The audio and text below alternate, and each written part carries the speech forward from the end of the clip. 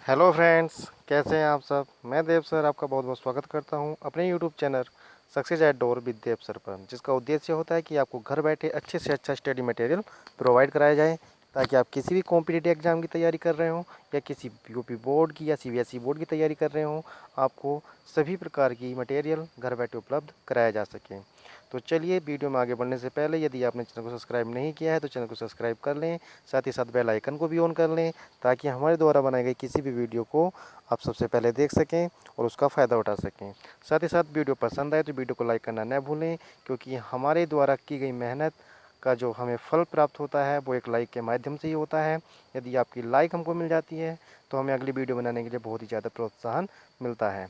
तो चलिए आज देखते हैं, आज बहुत ही इंपॉर्टेंट टॉपिक है जो किसी भी छोटे से छोटे स्टूडेंट्स से लेकर किसी भी बड़े एग्ज़ाम तक के लिए ये जो टॉपिक है बहुत ही इंपॉर्टेंट होने वाला है। और आज हम पढ़ेंगे इंग्लिश ग्रामर में कंप्लीट टेंस।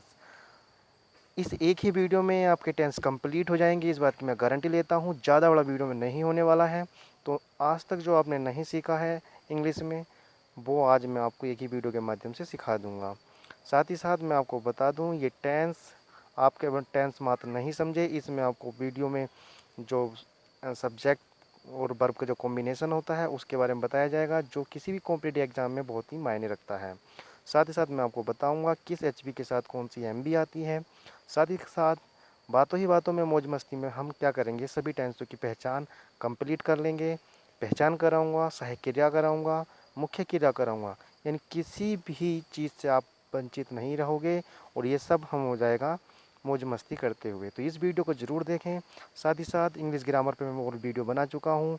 मैं इंग्लिश ग्रामर में नाउन कंप्लीट करा चुका हूँ, और फिक्स प्रीपोजिशन जो यूपी बोर्ड में तथा किसी भी कॉम्पिटिटिव एग्जाम में बहुत मायने रखती हैं, वो फिक्स प्रीपोजिशन किस वर्ब के साथ कौन सा प्रीपोजिशन आता है, वो फिक्स प्रीपोजिशन में करा चुका हूँ।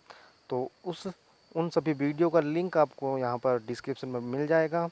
उस लिंक को आपको दबाना होगा और आप एक नीले रंग की पट्टी आएगी, उसको आप क्लिक करना होगा और आप किसी भी पुरानी वीडियो से जाके सीधे जोड़ सकते हैं। साथ ही साथ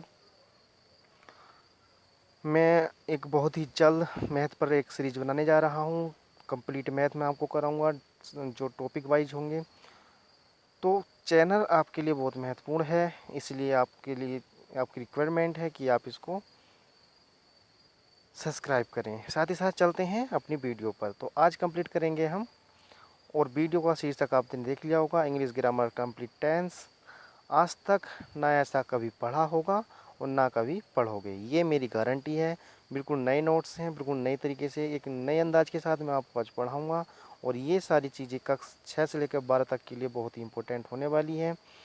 जो टेंस जिसकी समझ में नहीं आए आज तक, तो उनके लिए एक सुनहरा अवसर है, ताकि वो इस वीडियो में उन टेंसों को कंप्लीट कर लें। तो चलिए, मैं देव आपका एक बार फिर से बहुत बहुत स्वागत करता हूँ अपने इस चैनल पर, और साथ ही साथ आपको जुड़ने के लिए बहुत बहुत आभार प्रकट करता हूँ। तो चलिए देख लेते हैं। एक हमारा टैगलाइन है, after a storm comes A com. मतलब क्या है कि एक तूफ़ान के बाद एक शांति ज़रूर आती है। तो वही शांति के साथ हम पढ़ने जा रहे हैं, क्योंकि आजकल तूफ़ान तो चल ही रहा है, आपको पता है लॉकडाउन पूरे देश में लगा हुआ है। और हमारा किसी भी इंस्टीट्यूट, जो हमारे एजुकेशनल इंस्टीट्यूट होते हैं, शैक्षिक संस्थान होते हैं, उनसे जुड़ना लगभग दुभर हो चुका है। तो ऐसे में मैं आपका साथ देने के लिए आ गया हूँ, आपके साथ, आपके कंधे से कंधा मिलाकर चलने के लिए। तो चलिए देख लेते हैं। सबसे पहले हमने क्या सीखना है, हमने सीखना है प्रेजेंट, पास्ट और फ्यूचर, जिसको आपको पता होगा। अगर आप प्रेजेंट की बात करेंगे तो उसमें हम आपको है आएगा, पास्ट था और फ्यूचर होगा। तो आपको रटना, आपको केवल इतना ध्यान देना है, आपको 3 चीज़ें याद करनी है कि हमारा प्रेजेंट है, पास्ट था, फ्यूचर होगा। 3 बार इसको रिपीट कर लेंगे तो आप पक्का कर लेंगे कि प्रेजेंट है, पास्ट था, फ्यूचर होगा। प्रेजेंट है, पास्ट था, फ्यूचर होगा। अब इसको रिलेट कर कर देख लेते हैं। देखिए प्रेजेंट, प्रेजेंट आपने देखा होगा, यदि आप स्टूडेंट रहे हैं या स्टूडेंट इस समय हैं, प्रेजेंट विद्यालयों में बोलता है। और प्रेजेंट का मतलब होता है कि जैसे ही सर जो हैं अध्यापक बोलते हैं कि कोई उनका नाम बोलते हैं, तो स्टूडेंट्स खड़े होकर कहते हैं कि यस सर प्रेजेंट, जी हाँ मैं उपस्थित हूँ। मतलब क्या है, प्रेजेंट हमारा हमेशा हमारे साथ उपस्थित रहता है। जो कुछ भी हमारे साथ चल रहा है वो हमारा क्या है, प्रेजेंट ही होता है। साथ ही साथ कोई भी व्यक्ति अपने पास्ट को लेकर इतना चिंतित नहीं होता, क्योंकि जो हमारे साथ हो चुका होता है उसके लिए क्या चिंतित होना। चिंता हमें होती है अपने भविष्य की, क्योंकि भविष्य में जो भी हमारे छिपा है हमें उसको जानने की लालसा होती है। तो यही है कि भविष्य में हमारे क्या होगा, क्या होने वाला है, तो ये सब छिपा है हमारे फ्यूचर में। तो फ्यूचर जो भी होगा वो हमारे आगे ही आएगा। तो मतलब क्या है, फ्यूचर अभी हमारा हुआ नहीं है, फ्यूचर होने वाला है। तो मतलब क्या है, बात स्पष्ट है कि प्रेजेंट हमारा अभी भी हमारे साथ है, पास्ट हमारा था, फ्यूचर हमारा होगा। याद हो गया होगा कि प्रेजेंट है, पास्ट था और फ्यूचर होगा। फ्यूचर तो अभी होने वाला, जो भी हमारे साथ होगा वो सब हमारे फ्यूचर में ही होगा। तो इनकी पहचान कर लेंगे। अगर जिस सेंटेंस के लास्ट में, जिस बात के लास्ट में अगर हम है लगा रहे हैं तो समझ लिए वो बात हम कौन सी कर रहे हैं, प्रेजेंट में कर रहे हैं। अगर हमने था लगा दिया है, आपने देखा, नॉर्मली देखा होगा, जितने भी महाकाव्य हैं, जितनी कहानियाँ हमको सुनाई जाती हैं, हमारे घर के बड़े बुजुर्ग उसको बताते हैं, तो आपने देखा होगा एक एक कॉमन वर्ड लास्ट में वो हर एक बात की अपने लगा देते हैं, और वो वर्ड क्या होता है, था होता है। वो वर्ड क्या होता है, वो वर्ड होता है था। क्योंकि ये था ही बताता है कि जो भी बात कही जा रही है वो कभी थी, पुरानी बात है, वो कभी थी, वो इस समय है नहीं, वो था। जैसे एक राजा था, उसके दो रानी थी, 4 पुत्र थे, वो वहाँ रहते थे, ऐसा करते थे, वैसा करते थे। मतलब क्या है, अपनी बात को पूरा करने के लिए हम क्या लगाएंगे, था ही लगाएंगे। क्या लगाएंगे हम, था लगाएंगे। अगर हम कहने लगें, आज की बात करने लगें, अभी की बात करने लगें, जैसे कि मैं आपके लिए एक एजुकेशनल वीडियो बना रहा हूँ, तो मैं अभी भी बना रहा हूँ, ये मेरे प्रेजेंट की बात हो गई। अगर मैं कह दूँ कि मैं कल आपके लिए एक बहुत ही अच्छा टॉपिक लेकर आऊँगा, आपको ज़रूर देखना होगा, तो जितनी भी मैं आगे की बात करने वाला हूँ उसमें सभी मैं क्या लगाऊंगा लास्ट में, गा गी गे। अर्थात हमारे फ्यूचर में आने वाली बातों को हम क्या करते हैं, गा गी गे से प्रदर्शित करते हैं, है ना। आगे देख लेते हैं। आगे है, तो ये आपको पता चल गया है, प्रेजेंट है, पास्ट था और फ्यूचर होगा। आगे हम देख लेते हैं, आगे और कुछ क्या है। आगे है, if you think you can do it, तो यू कैन। ये कह रहे हैं यदि तुम सोचते हो कि तुम कर सकते हो, वो कह रहे हैं यदि तुम ये सोचते हो कि तुम कर सकते हो तो तुम अवश्य ही कर सकते हो। मतलब क्या है, यदि आप ये सोचते हो कि आप उस कार्य को कर सकते हो तो ये बात निश्चित ही है कि आप उसको कर लोगे। तो सोचना बहुत बड़ी बात होती है और साथ ही साथ करना उससे भी बड़ी बात होती है। तो जब तक आप सोचोगे नहीं, जब तक आप कार्य को करना शुरू नहीं करोगे, तो उस कार्य को कैसे कर सकते हो। आगे देख लेते हैं, टेंस और हिंदी अर्थ के साथ हम देखेंगे उसको। देखिए, मैंने किसी ना किसी तरह वर्ड को इसको रिलेटेड करके बताया गया है आपके लिए। तो केवल आपको ध्यान देना है उस वर्ड की फॉर्मेशन पर, उसकी बनावट पर, जो मैं आपके लिए लेकर आया हूँ। थोड़ा हट सकते हैं हम अर्थ से, लेकिन कहीं ना कहीं वो आपको एक सही रास्ते पर ले जाएगा। पहले देख लेते हैं इंडेफिनिट। इंडेफिनिट मीन्स होता है बच्चों, तो इंडेफिनिट मीन्स होता है अनिश्चितता। अनिश्चितता ध्यान रखेंगे, इंडेफिनिट मीन्स क्या होता है, अनिश्चितता। वहीं हम आगे देख लेते हैं, तो कंटिन्यूस लिखा हुआ है, और कंटिन्यूस का मीन्स क्या होता है, जारी रहा। तीसरा वर्ड हमारा यहाँ पर क्या आया है, परफेक्ट। और तीसरा परफेक्ट वर्ड बोलता है कि मेरा अर्थ है पूर्ण हो चुका। पूर्ण हो चुका क्या है, ये मेरा तीसरा वर्ड है। इन वर्डों को याद करेंगे और आपको पता भी नहीं चलेगा कि कब आपका टेंस कंप्लीट हो गया, और आपको पता ही नहीं चलेगा कि आप टेंस में परफेक्ट हो गए हैं, मास्टर हो चुके हैं। वहीं आगे देख लेते हैं, परफेक्ट कॉन्टीन्यूअस है, जिसका मतलब है कि जारी भी रहेगा प्लस उसके अंदर हमारा समय भी आएगा। देखिए, परफेक्ट कंटिन्यूअस एंड कंटिन्यूअस में यही अंतर होता है कि कंटिन्यूअस केवल जारी रहा होता है, और परफेक्ट में भी कंटिन्यूअस है तो जारी रहा तो रहेगा, लेकिन इसमें आपके लिए समय भी होता है। तो ये 3 चीज़ें आपने देख ली होंगी। सबसे पहले हमने देखा प्रेजेंट है, पास्ट था और फ्यूचर होगा। वहीं हम आगे देख रहे हैं, इंडेफिनिट अनिश्चितता होता है, कंटिन्यूअस जारी रहा होता है, परफेक्ट पूर्ण हो चुका होता है, और साथ ही साथ परफेक्ट कंटिन्यूअस होता है जारी रहा प्लस समय। तो अब हम इसको रिलेट कर लेते हैं एक तरीके से। देखिए, अगर हम इसके लास्ट से वर्ड उठा लेते हैं, ए ये, ठीक है। हमने लास्ट के वर्ड ले लिए हैं, तो ये वर्ड क्या होंगे देखिए ज़रा। अनिश्चितता का तो हमने ले लिया है त, वहीं जारी रहा का हमने क्या उठा लिया है, रहा। वहीं पूर्ण हो चुका का हमने क्या ले लिया है, पूर्ण हो चुका। और जारी रहा का रहा प्लस समय, ये सब हमने क्या कर लिया है, इसमें से ले लिया है।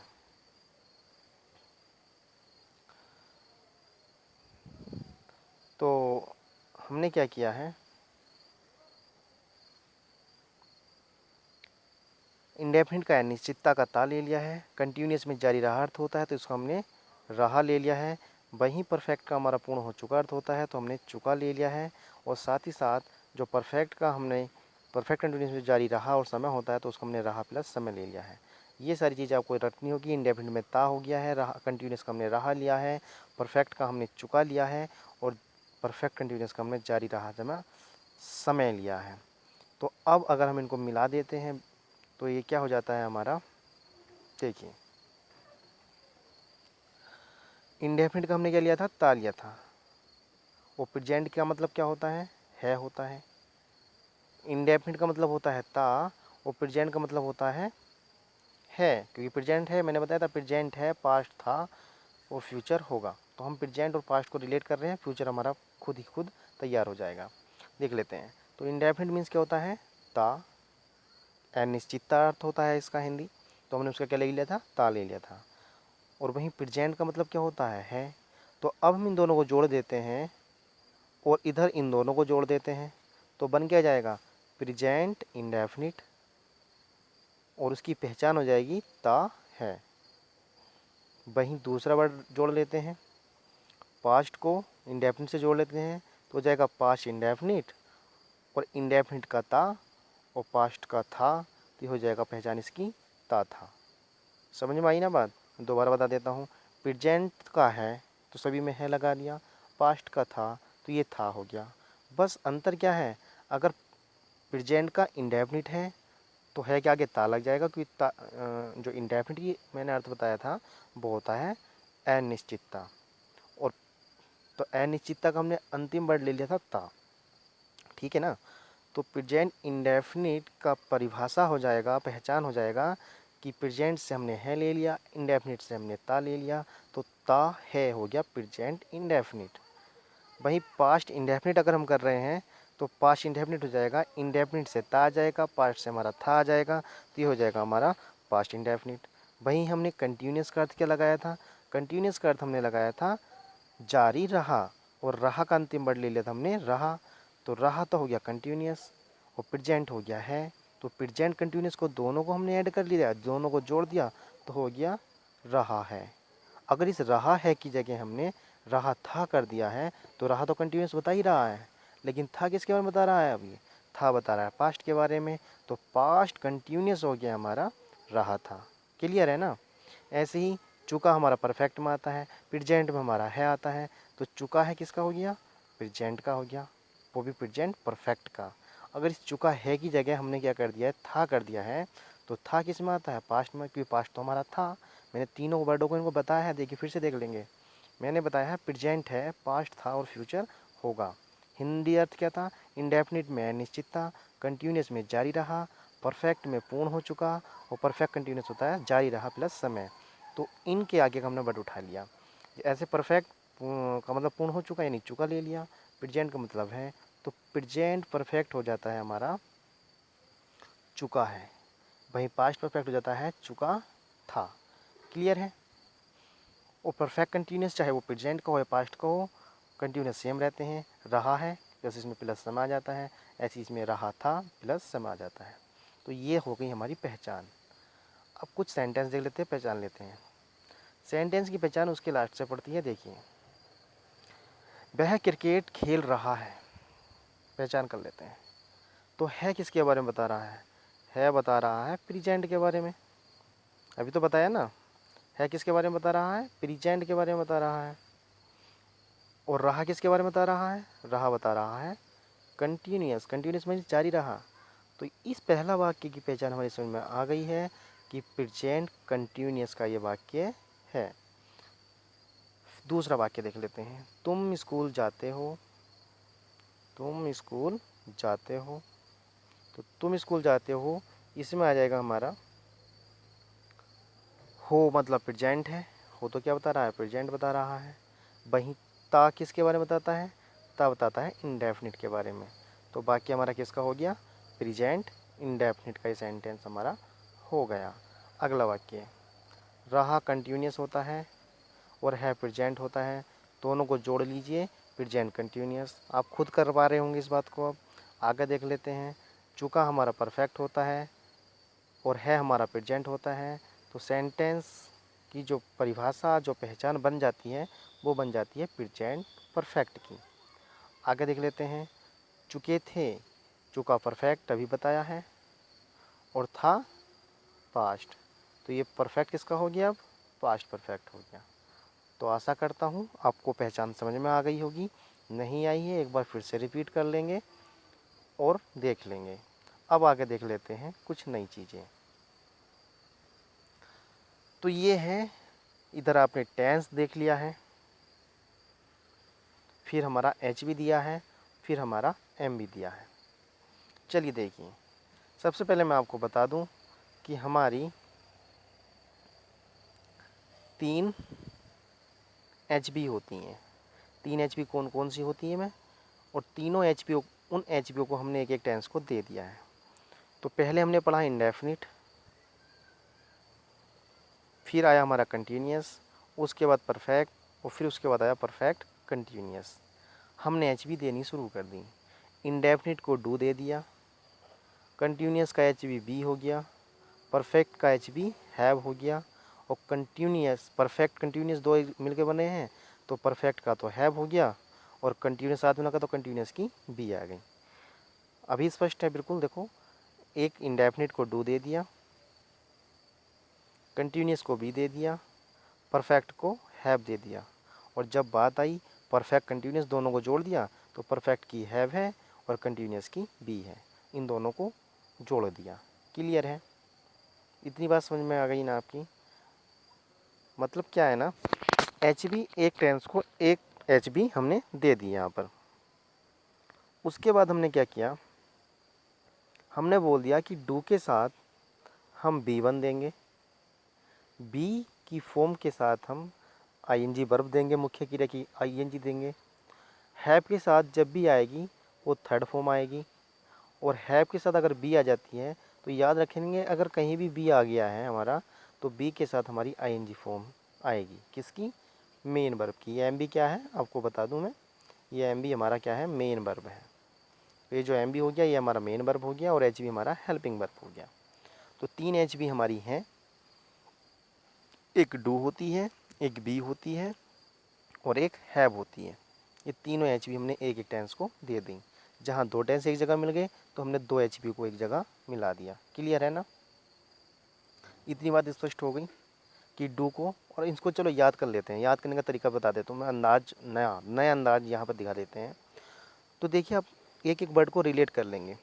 इधर चारों जो हैं, इनमें आपको एक वर्ड कॉमन दिखाई दे रहा होगा, सॉरी एक वर्ड नया दिखाई दे रहा होगा जो इंडेफिनिट में है, लेकिन और किसी में आपको दिखाई नहीं दे रहा होगा, और वो वर्ड है बेटा जी डी। डी और कहीं है क्या, डी और कहीं नहीं है। तो याद रखेंगे, जिसमें डी है उसको डी वाली एच बी मिल गई है, यानी इसमें डी है तो इसमें डू हो गया।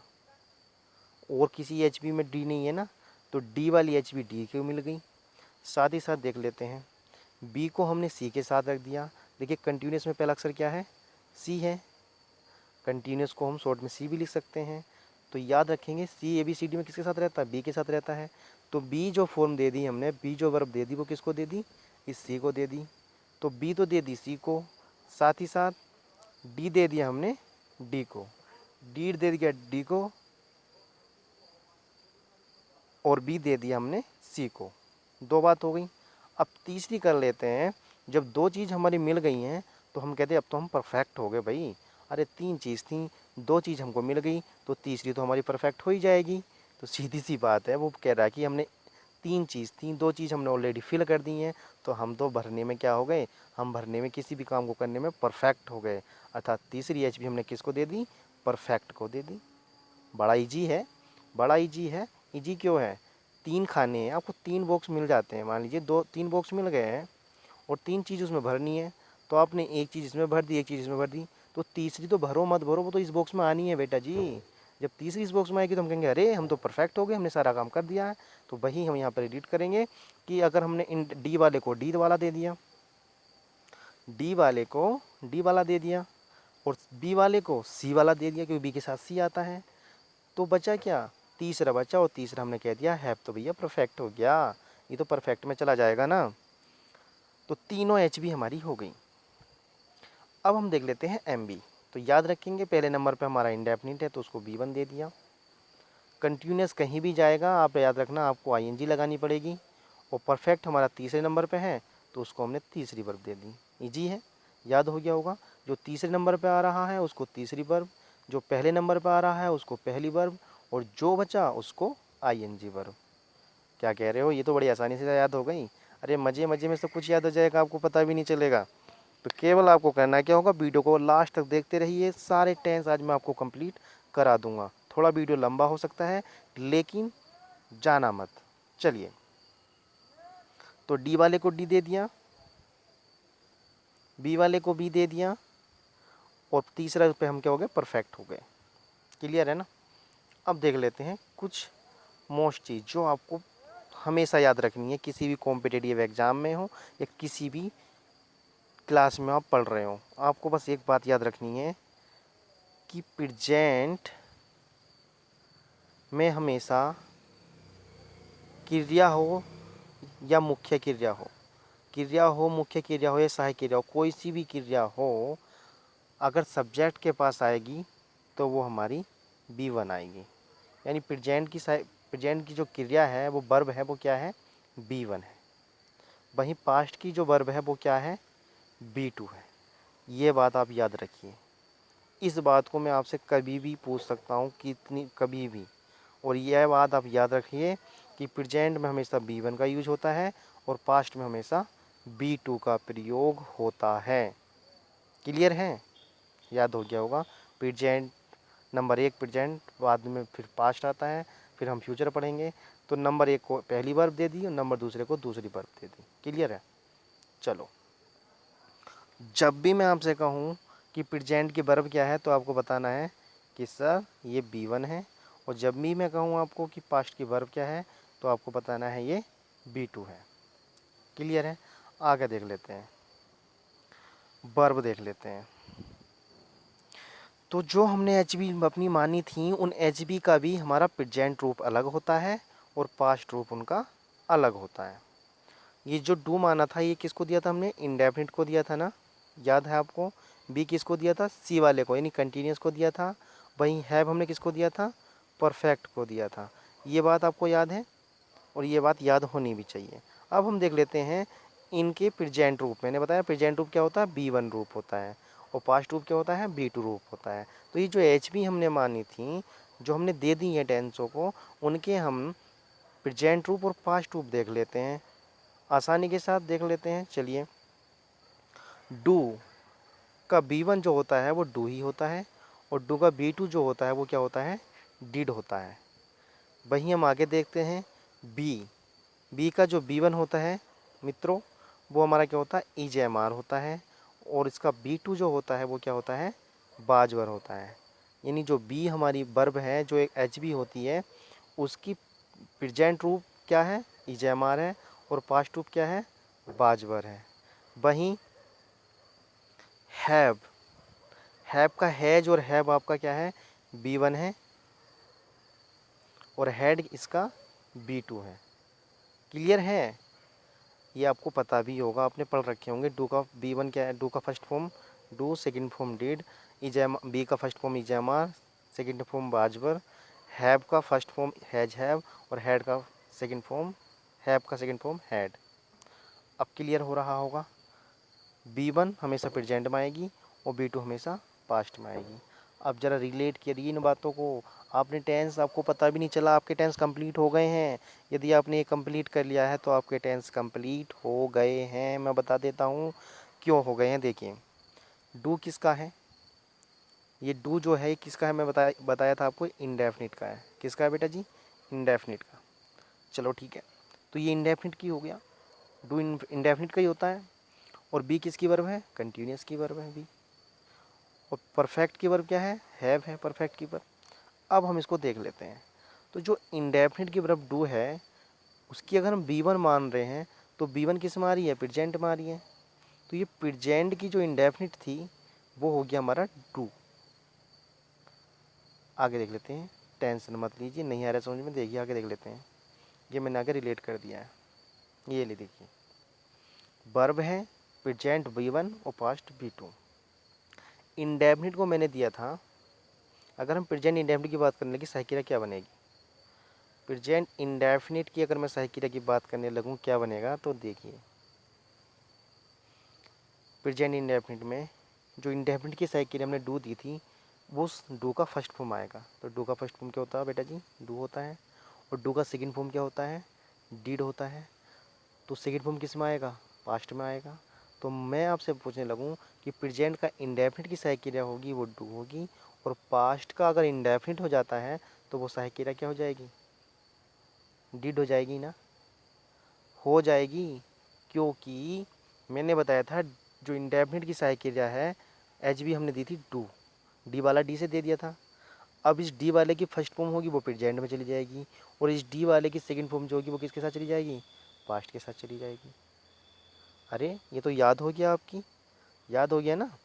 हाँ, आगे देख लेते हैं। कंटिन्यूस को हमने दी थी किसकी वर्ब? बी की वर्ब दी थी। कंटिन्यूस को किसकी वर्ब दी थी? बी की वर्ब दी थी। अब कंटिन्यूस को हमने बी की वर्ब दे दी थी। अब हम प्रेजेंट में आते हैं। अगर हम प्रेजेंट को कंटिन्यूस के साथ जोड़ लेते हैं तो प्रेजेंट में तो बी की कौन सी वर्ब आनी है? बी की कौन सी फॉर्म आनी है? फर्स्ट फॉर्म आनी है, क्योंकि प्रेजेंट कहता है कि मुझे फर्स्ट फॉर्म चाहिए। तो बी की फर्स्ट फॉर्म क्या होती है? Is M R. देखिए ये हमने पीछे पढ़ी, बी की जो फर्स्ट फॉर्म है वो क्या है? इज एम आर है। सेकेंड फॉर्म किसकी है? बाजवर। तो बाजवर किसकी आ गया? पास्ट में। इज एम आर किसका आ गया? प्रेजेंट में। और है किसकी है? कंटिन्यूस की। किसकी है ये? देखो कहाँ है कंटिन्यूस, ये देखिए कंटिन्यूस की, बी है ना।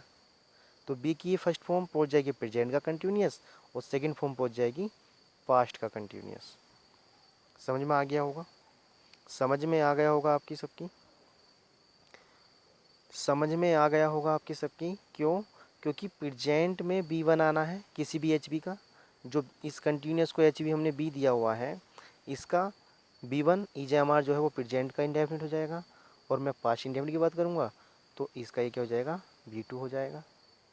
बी टू हो जाएगा। बहुत आसान है, बहुत आसान है। आगे देख लेते हैं। अब हम देखते हैं इस परफेक्ट को हमने कौन सी क्रिया दी थी? इस परफेक्ट को हमने दिया था हैव। परफेक्ट को हमने क्या दिया था? हैव दिया था। अब हम देख लेंगे, इस हैव की जो फर्स्ट फॉर्म होगी वो प्रेजेंट के साथ लग जाएगी, और इस हैव की जो सेकंड फॉर्म होगी वो पास्ट के साथ लग जाएगी। मैंने बता दिया है कि बी वन का मतलब भी क्या होता है? फर्स्ट फॉर्म होता है। और बी वन का मतलब भी क्या होता है? प्रेजेंट। प्रेजेंट हमेशा बी वन आएगा, और बी टू यानी सेकंड फॉर्म जो है वो हमेशा किस में आएगा? पास्ट में आएगा। बी वन बी टू जान रहे ना क्या है? बी वन जो है वो वर्ब की फर्स्ट फॉर्म है, और बी टू जो वर्ब की सेकंड फॉर्म है। क्लियर हो गया? अब देख लेते हैं तीसरा वाला। तीसरा वाला जो हमने बताया था परफेक्ट और कंटिन्यूस दो से मिलकर बना हुआ है। तो ये हैव, ये हमने देखा था ये किससे मिलकर बना था, क्या हुई थी इसकी वर्ब? इसकी वर्ब हुई थी हैव और प्लस बी की फॉर्म आनी है। हैव प्लस बी की फॉर्म आनी है। अब हम देख लेते हैं। तो हमने हैज तो ले लिया परफेक्ट का। प्रेजेंट में प्रेजेंट रूप क्या होता है? हैज होता है। और पास्ट रूप क्या होता है? हैड होता है। लेकिन हमने एक नियम पढ़ा था अपनी वर्ब में, जब मैंने पढ़ाया था कि हैव के साथ अगर कोई वर्ब आएगी, हैव के साथ अगर कोई दूसरी वर्ब आएगी तो वो कौन सी फॉर्म में आएगी? थर्ड फॉर्म में। डू के साथ फर्स्ट फॉर्म, बी के साथ आईएनजी फॉर्म, हैव के साथ थर्ड फॉर्म। तो अब वही बारी आ गई है कि हम अपनी इस हैज के साथ एक अच्छी क्रिया लेकर आएँ, एक उचित क्रिया लेकर आएँ। और वो उचित क्रिया क्या होगी? बी की थर्ड फॉर्म होगी। वो उचित क्रिया क्या होगी? बी की थर्ड फॉर्म होगी। तो यहाँ पर हैज बीन जो हो गया, परफेक्ट का तो हो गया हैज, और बीन किसका हो गया? बीन हो गया बी का थर्ड फॉर्म।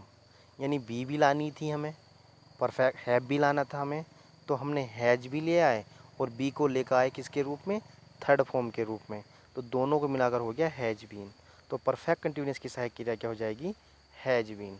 इस प्रकार से हमारे सभी टेंसों की सहायक क्रिया हमको मिल गई हैं। आशा करता हूँ सहायक क्रिया, मुख्य क्रिया आपको याद हो गई होंगी, साथ ही साथ सभी टेंसों की पहचान भी याद हो गई होंगी। क्लियर है?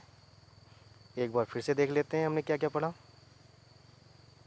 हमने पढ़ा सबसे पहले कि प्रेजेंट है, पास्ट था, फ्यूचर होगा। है प्रेजेंट में आएगा, था पास्ट में आएगा, फ्यूचर में गा आएगा। फिर देख लेते हैं इंडेफिनिट का हिंदी अर्थ होता है अनिश्चितता, कंटिन्यूअस का जारी रहा, परफेक्ट का पूर्ण हो चुका, और परफेक्ट कंटिन्यूअस का जारी रहा के साथ समय।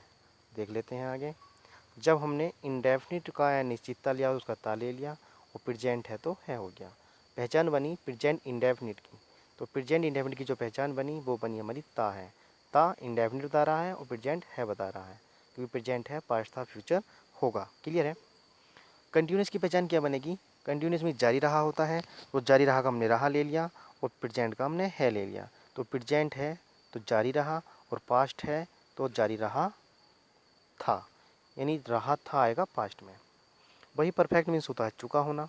तो चुका अगर प्रेजेंट का तो है हो जाएगा, और चुका अगर पास्ट के साथ है तो वो था हो जाएगा, क्योंकि पास्ट में चलने वाली चीज़ें था में आती हैं और प्रेजेंट में चलने वाले वाक्य है में आते हैं। आगे देख लेते हैं। आगे फिर हमने क्या किया था? हमने इंडेफिनिट कंटिन्यूअस और परफेक्ट कंटिन्यूअस को एक एक एच बी हमने दे दी थी। हमने क्या किया था?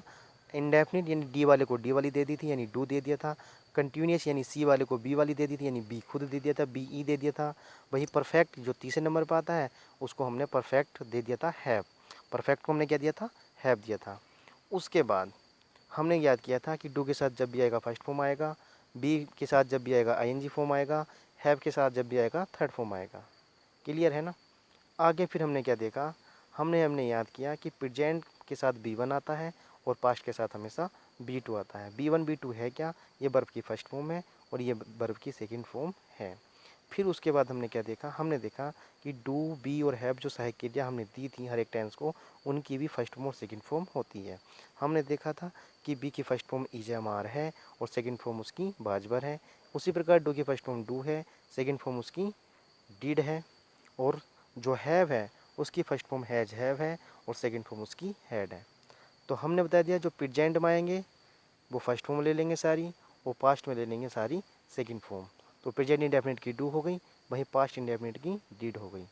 प्रेजेंट कंटिन्यूअस की इजामार हो गई, पास्ट कंटिन्यूअस की इजामार का पास्ट रूप बाजबर हो गया। प्रेजेंट परफेक्ट की सहायक क्रिया हैज हैव हो गई, और पास्ट परफेक्ट की बात कर लेते हैं तो हैज हैव का सेकंड फॉर्म क्या होगा? हैड होगा। मतलब जो सहायक क्रिया प्रेजेंट की है वही सहायक क्रिया पास्ट की भी है। अंतर क्या है? प्रेजेंट में उस सहायक क्रिया का फर्स्ट फॉर्म है और पास्ट में उस सहायक क्रिया का कौन सा फॉर्म है? सेकंड फॉर्म है। क्लियर है ना? चलिए इंग्लिश के सेंटेंस देख लेते हैं। He is playing hockey. Is, is जो है बी का फर्स्ट फॉर्म है, तो मतलब क्या हुआ? कंटिन्यूस में आ रहा है, बी तो कंटिन्यूस में होता है ना।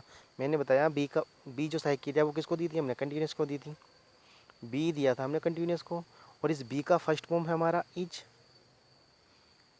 तो ये फर्स्ट फॉर्म है, तो ये किसकी बात करेगा? प्रेजेंट की। प्रेजेंट फर्स्ट फॉर्म है तो प्रेजेंट की बात करेगा, और बी करेगा कंटिन्यूस की बात। तो सब वाक्य हो गया हमारा क्या? Present continuous. वहीं हैव हमने दिया था किसको? परफेक्ट को। अब हम देख लेंगे हैव की फर्स्ट फॉर्म है या सेकंड फॉर्म है। तो ये तो भैया फर्स्ट फॉर्म है, और फर्स्ट फॉर्म किस में आती है? प्रेजेंट में। तो वाक्य हो गया हमारा प्रेजेंट परफेक्ट का। आगे देख लेते हैं बाज। बाज जो है बी की फॉर्म है, और बी की कौन सी फॉर्म है? सेकंड फॉर्म है। तो मतलब क्या है? ये तो पास्ट का वाक्य हो गया हमारा। किसका वाक्य हुआ? पास्ट का। अब पास्ट का भी कौन सा वाला? बी किसको दिया था हमने? कंटिन्यूस को दिया था, तो सीधी बात होगी पास्ट कंटिन्यूस का ये वाक्य हमारा हो गया है। आगे देख लेते हैं। You do not eat guava. तो you do not eat guava हमारा आ जाएगा, कहाँ आएगा, डू। किसको दिया था, अरे ये तो याद आ गया, हमारा इंडेफिनिट को दिया था। किसको दिया था, इंडेफिनिट को दिया था। किसे, इंडेफिनिट को हमने ये दे दिया था। चलो इंडेफिनिट हो गया। अब पहचान करते हैं पास्ट का है फ्यूचर का, प्रेजेंट का है। तो डू तो फर्स्ट फॉर्म है भैया, तो ये हो गया हमारा प्रेजेंट का इंडेफिनिट। तो प्रेजेंट का इंडेफिनिट हमारा हो गया डू। क्लियर है ना। अरे डी वाला इंडेफिनिट और डू की फर्स्ट फॉर्म है तो प्रेजेंट का हो गया। अगर यहीं पर अगर डिड लिखा होता तो क्या हो जाता है, ये सेकंड फॉर्म हो जाता। और सेकंड फॉर्म किसका आता है, पास्ट का। तो पास्ट का इंडेफिनिट होगा तो सेकंड फॉर्म, प्रेजेंट का इंडेफिनिट होगा तो फर्स्ट फॉर्म किसकी, डू की। क्लियर है ना। आगे देखते हैं। He has been singing since morning. अरे टाइम दिया हुआ है भाई। हैज है तो प्रेजेंट क्योंकि फर्स्ट फॉर्म है, हैव है तो परफेक्ट, पर हैव की तो फर्स्ट फॉर्म है, परफेक्ट हो गया। और बीन है तो कंटिन्यूस। देखिए कितनी अच्छी बात हो गई। प्रेजेंट, हैव फर्स्ट फॉर्म है, प्रेजेंट हो गया। दूसरी हमने देखी हैज आ रहा है, और हैज क्यों है, हैव का है। और हैव को हमने किसको दिया था, परफेक्ट को दिया था। हैव किसको दिया था, परफेक्ट को दिया था। साथ ही साथ इसमें बी और आ गया, और बी किसको दिया था, कंटिन्यूस को दिया था। तो तीनों को मिला दो, प्रेजेंट, परफेक्ट, कंटिन्यूस। तो इस तरह से हम अंग्रेजी के वाक्यों की पहचान कर सकते हैं और हिंदी के वाक्यों की पहचान भी कर सकते हैं। तो दोनों पहचान मैंने आपको करा दी है। सभी सही क्रिया हमने बता दी है। कौन सी सहायक क्रिया के बाद कौन सी मुख्य क्रिया आती है वो बता दी है। वीडियो कैसा लगा, वीडियो पसंद आया तो वीडियो को लाइक ज़रूर करें। और यदि आप ऐसी ही वीडियो देखना चाहते हैं तो कमेंट बॉक्स में ज़रूर लिखें कि सर एक बार फिर से नए टॉपिक और वीडियो लेकर आइए। तो वीडियो पूरा देखने के लिए बहुत बहुत धन्यवाद। जय हिंद,